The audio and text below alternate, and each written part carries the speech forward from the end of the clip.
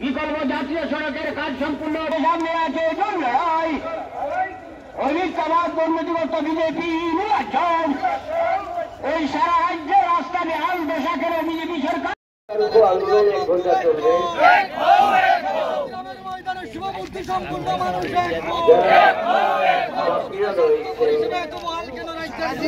তাদের কাছে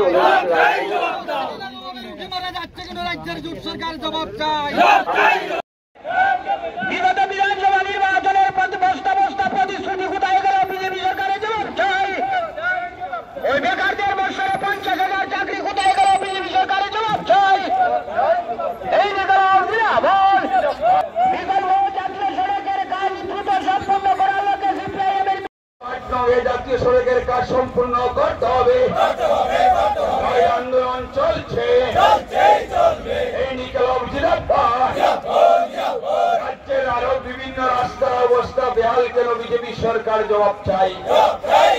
রাজ্যের আরো বিভিন্ন রাস্তাগুলোর অবস্থা বেহাল কেন বিজেপি সরকার জবাব চাই। বিজেপি সরকারের বিরুদ্ধে বিজেপি সরকারের বিরুদ্ধে সম্পূর্ণ না করে কন্ট্রাক্টর বিল কিভাবে চায় কেন্দ্র সরকার জবাব চাই। সম্পূর্ণ না করে কন্ট্রাক্টর বিল কিভাবে পায় বিজেপি সরকার জবাব চাই। জবাব দাও, জবাব তোমাদের দিতেই হবে।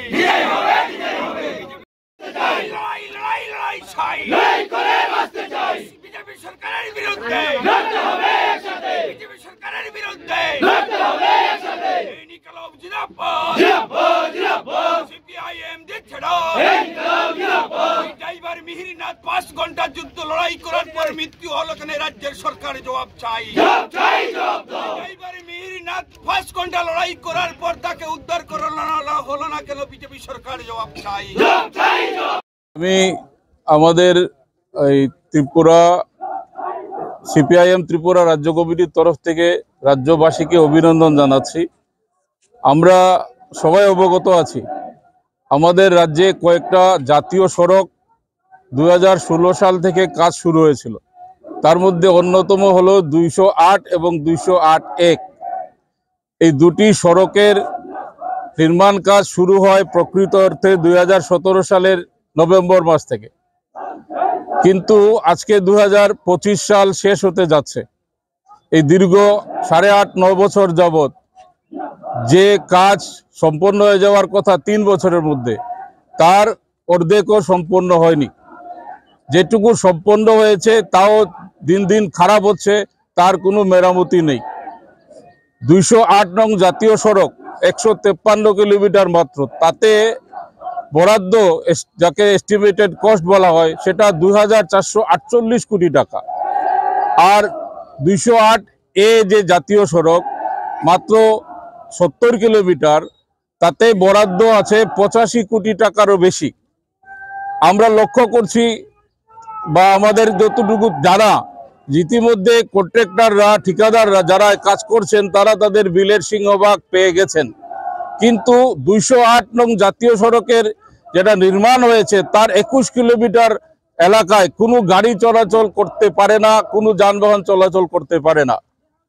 আর 208-1 নম্বর এই যে সড়কটা আমরা দাঁড়িয়ে আছি, এই সড়কের সিংহভাগ এলাকায় কোনো কাজই হয়নি।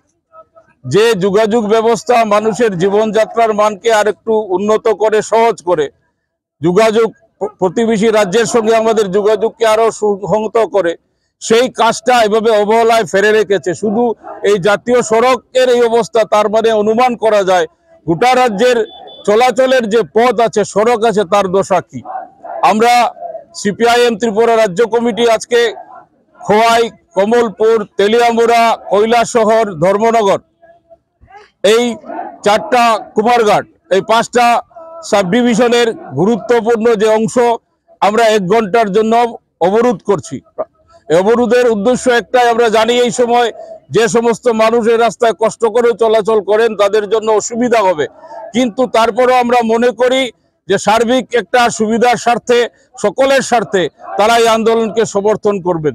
আমরা সকাল 9টা থেকে আন্দোলন শুরু করেছি, ঠিক 10টায় আমাদের অবরোধ শেষ হবে। কিন্তু আজকের 1 ঘন্টার এই রাস্তা অবরোধই বল কথা না, সার্বিক রাস্তার এই জাতীয় সড়ক সহ রাজ্যের সমস্ত জেলা সড়ক, মহকুমা সড়ক এবং গ্রামীণ যে সড়কগুলো যেটা চলাচল করাই যাচ্ছে না, তার অবিলম্বে সংস্কার করে চলাচলের উপযোগী করা, দুর্ঘটনা রোধ করা, এই ক্ষেত্রে রাজ্য সরকারের তরফ থেকে যে উদ্যোগ নেওয়া সেই উদ্যোগ তারা গ্রহণ করবেন। আমাদের এই আন্দোলনের মাধ্যমে আমরা একটা বার্তা দিতে চাই, অন্যথায় এই আন্দোলন আরো বহু মাত্রায় ছড়াবে। গোটা রাজ্যের মানুষ তারা মুখিয়ে আছেন এই ধরনের অপশাসনের বিরুদ্ধে। আমরা চাই, আমরা লক্ষ্য করেছেন যে জাতীয় সড়ক সহ বিভিন্ন সড়কে দুর্ঘটনা অনবরত ঘটে যাচ্ছে, শহরের মধ্যে চলাচল করা যাচ্ছে না, গ্রামে তো যাচ্ছে নাই। এই পরিপ্রেক্ষিতে আমাদের আন্দোলন চলছে। আপনারা সবাই আপনাদের মারফতে এই মাধ্যমে আমরা রাজ্যের সমস্ত গণতন্ত্রপ্রিয় মানুষের কাছে, রাজ্যের মানুষের সুবিধার্থে এই আন্দোলনকে সার্বিক সহযোগিতা এবং সমর্থন জানানোর আবেদন জানাচ্ছি। ধন্যবাদ সবাইকে।